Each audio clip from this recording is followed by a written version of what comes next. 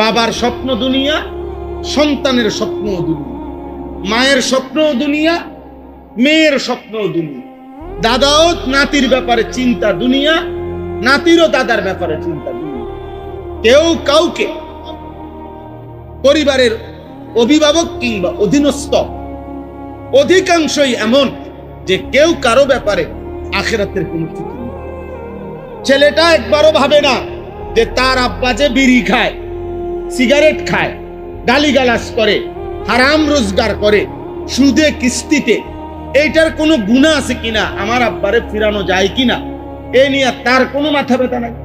বাপে জানে 365 দিনে খোদার এক বছরে বাপ মা জীবিত মুসলমান, অথচ ছেলেটার বয়স 16 বছর, 18 বছর, এই নাফরমান একদিনও খোদার একটা বছর কোনোদিন ফজরের নামাজ একদিনও পড়ে নাই। অথচ মা বাবা জীবিত, মুসলমানের ঘরে ঘুমা, 6 মাসে 1 বছরে বলতে পারবে না বাপে যে এই ছেলেটা যে কোনোদিন 5 ওয়াক্ত নামাজ পড়ছে কিনা। এমন লক্ষ কোটি নাফরমান নাই? বলেন তাইলে কি ব্যাপারটা কি?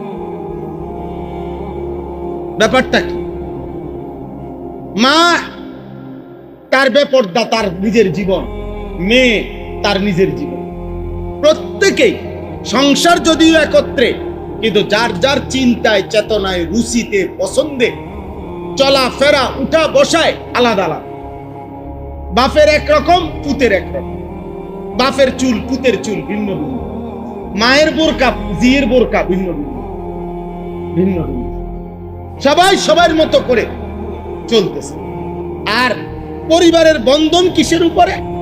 পরিবারের বন্ধন একটাই, টাকার উপর। অর্থাৎ বাপের ফিকির একটাই, পোলাগারে যদি টাকা পয়সার একটা লাইন ফাইন করে দিতাম। মা মেয়ের ব্যাপারে একটাই ফিকির, মেয়েটারে যদি একটা পয়সাওয়ালা জামাই চাইয়া, টাকা পয়সা আছে এমন একটা জামাই চাইয়া যদি বিয়া দিতে পারে, তাহলে মেয়েকে নিয়েও দুনিয়া, ছেলেকে নিয়েও দুনিয়া। অর্থ, টাকা, উপার্জন, এই হলো আমাদের জিন্দেগি। যার কারণে যখন আমাদের জেহেনের মধ্যে বড় ছোট, বাবা ছেলে, দাদা নাতি, এই দাদাও নাতিরে জিগাব, নাতি কোনো বুঝি একটা কাম টাম করতি না, একটা কিছু করবি না, কি করবি ক? কি বিদেশ যাইবি, না ব্যবসা করবি, না চাকরি করবি, একটা কিছু লাইন, একটা কিছু কর। এই ফিকির একটা বুড়া মানুষ, কিন্তু টেনশন শুধু দুনিয়া, টেনশন শুধু দুনিয়া। মায়ের ফিকির দুনিয়া, বাবার ফিকির দুনিয়া। এবার ছেলের আখলাক আছে না নাই, মেয়ের আখলাক চরিত্র আছে না নাই, স্ত্রীর আখলাক চরিত্র আছে না নাই, আমার ক্ষণিকের দুনিয়ার ব্যবস্থাপনা চললেই হলো। এই হলো বেঈমানদের ধারাবাহিক প্রচারণার কারণে আমাদের হালাত। নাই তো বাস্তবতা এটাই। নাই তো আপনারা বলেন, আপনারা একজন বয়স্ক লোক দাঁড়াইয়া এখানে আপনাদের ছেলেদের দিকে দেখেন, মানুষ তার দুনিয়ার হায়াতে একেবারে জন্মের প্রথম লগ্ন থেকে মৃত্যু পর্যন্ত, জন্মের পূর্ব থেকে মানে অস্তিত্ব থেকে শেষ পর্যন্ত যা কিছু তার জীবনে অর্জন হয়, পায়, সবকিছুই রিজিক। সবকিছুই কি রিজিক? শুধু বাদ এই আসমান জমিন, সূর্য চন্দ্র, আলো বাতাস, হাসি কান্না, হ্যাঁ, স্ত্রী সন্তান, ছেলে মেয়ে, গাছপালা, তরু লতা, বৃক্ষ, ক্ষেত ফুল ফসল, অর্থ উপার্জন, রোজগার, টাকা পয়সা, সব রিজিক। সব কি? সব কিছু আল্লাহ তাআলার দান। আল্লাহ তাআলা বলেন, বান্দা তোমার হায়াতে যত কিছুর প্রয়োজন রিজিক যা, সকল কিছু আমি ওয়াদা দিলাম, আমি আমার পক্ষ থেকে আমি বাধ্যতামূলক তোমার কাছে পৌঁছাবো।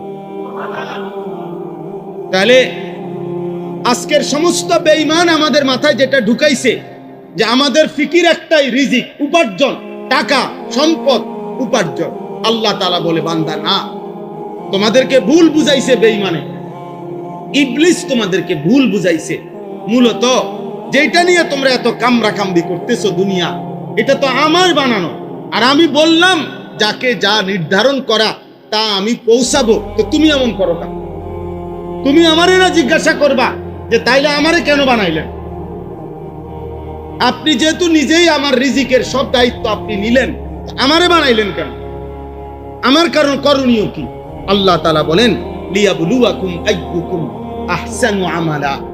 তোমারে বানাইছি পরীক্ষা করার জন্য, যে আখিরাতের জন্য তোমার প্রত্যেকটা আমল কতটা সুন্দর করতে পারো। এই সুন্দর আমল আখিরাতের জন্য আমি আল্লাহ তাআলা তুমি করবে এই পরীক্ষার জন্য আমি তোমাকে বানাইছি। তাহলে একদম সোজা কথা, বান্দা আমি তোমার কাছে চাচ্ছি ইবাদত, রিজিকের জিম্মাদারি আমার, রিজিকের ফিকির আমার। কিন্তু আমরা আব্বা আমার এই অল্প কথাই আমরা উল্টায় ফেলছি। আজকে আমরা উল্টায় ফেলছি। আজকে আমরা নিজের জীবনে, সন্তানের জীবনে, পরিবারের জীবনে, স্ত্রীর জীবনে আমরা উল্টায় ফেলছি। আমাদের পুরা ফ্যামিলি নিয়ে আমাদের টার্গেট একটাই, একটা বাড়ি, একটা গাড়ি, সম্পদ, বাজার, ব্যবসা, চাকরি, বিদেশ, টাকা পয়সা। ছেলেটা নামাজ পড়ে না, মেয়েটা পর্দা করে না, স্ত্রী পর্দা করে না, উপার্জনের মধ্যে হারাম রোজগার, সুদ খাইতেছে দেদারসে, কিস্তি নিতেছে দেদারসে, মিথ্যা বলতেছে দেদারসে, প্রতিদিন ওজনে কম দেয়, গালি ছাড়া কথা বলে না, নর্তকীর নাচ ছাড়া টেলিভিশন চলে না, বিড়ি সিগারেটের দুর্গন্ধে কাছে যাওয়া যায় না, প্রত্যেক কথা মিথ্যা বলে। ছেলের জীবন উল্টা পাল্টা, মেয়ের জীবন উল্টা পাল্টা। আমরা এত অনিয়ম, এত বিশৃঙ্খলা নিয়ে আমরা মুসলমান কোথায়? আমাদের আখিরাত কোথায় আব্বা? আমাদের আখিরাত কোথায়? একটা ছেলেই বুঝো কি করছো আব্বা। 24 ঘন্টা 24 ঘন্টা একটা ওয়াক্ত নামাজ যার কপালে সেজদা নাই, বিশ্বাস কর আব্বা, বিশ্বাস কর, যদি কুত্তা সুযোগ থাকতো তো কুত্তা তোর মুখে পেশাব করত, কুত্তা থুতু মারতো, থুতু বলতো যে আমি মানুষ। আরে তুই মানুষ বেটা, আমি কুত্তার চাইতে নিকৃষ্ট, বেনামাজি হাইওয়ানের চাইতে নিকৃষ্ট।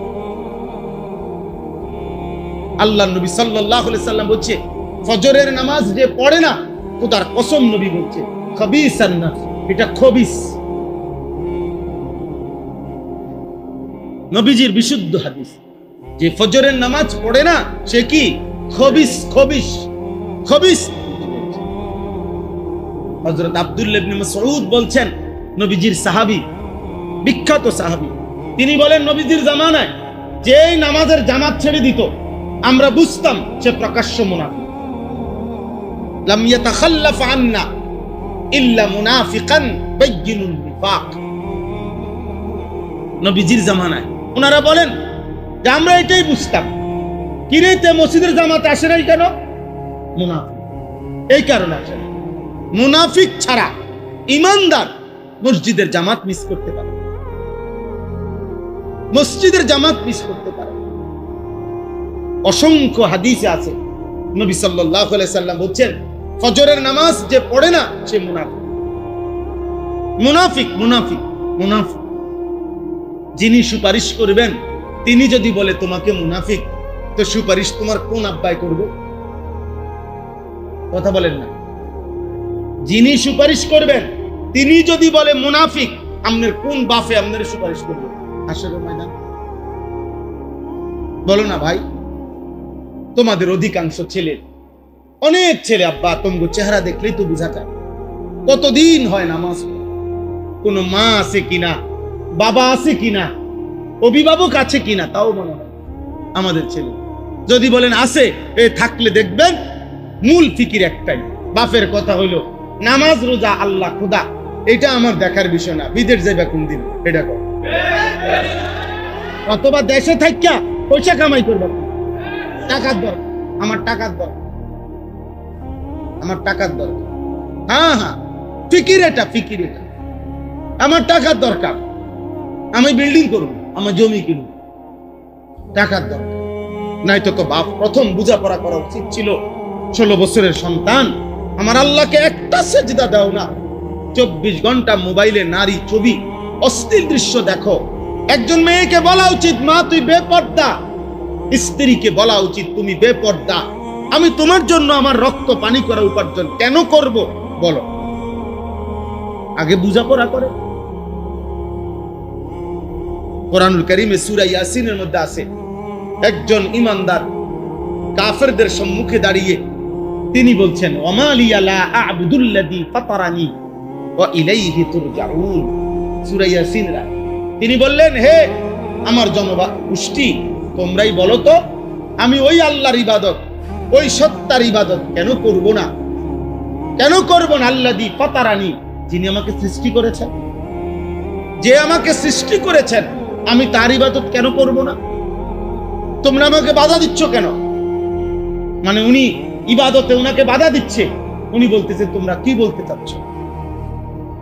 হযরত শুআয়ব আলাইহিস সালাম, কোরআনুল কারীমের মধ্যে আছে, কাফের বেঈমানরা একজন নবী শুআয়ব আলাইহিস সালাম, তিনি বলছে তাকে উনার এবং উনার অল্প কয়েকজন ইমানদার সঙ্গী উনাদেরকে কাফের গোত্রের লোকেরা বলছে যে, হয় তুমি শুআয়ব আমাদের অঞ্চল থেকে তুমি বেরিয়ে যাও, আর নাই তো আউলা তাউদুন্না ফি মিল্লাতিনা, অথবা তুমি আমাদের পূর্বের মূর্তি পূজার ধর্মে ফিরে আসো। সাফ কথা, এর ব্যতিক্রম কোনো কথা নাই।